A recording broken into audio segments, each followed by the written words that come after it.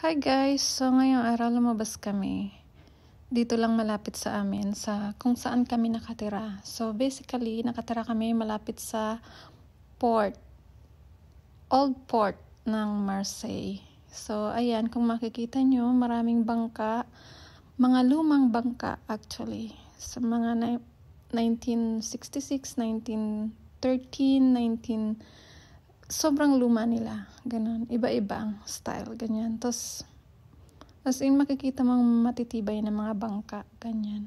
Tapos, itong building na to, yung puti, isa yung school. Kung gusto mong matutong mag-drive ng bangka, pwede kang mag-enroll dyan.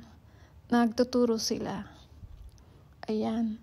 So, ang Marseille is second biggest city ng France.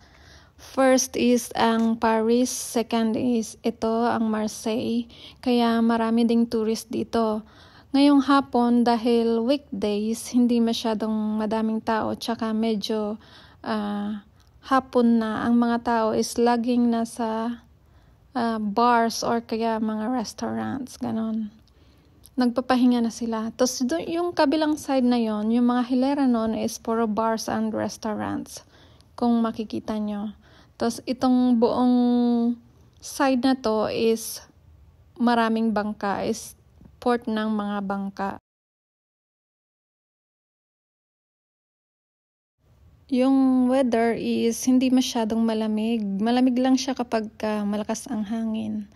So that's all for today. We just had a small walk outside para makalanghap lang ng fresh na hangin. So I'll show you around the next time.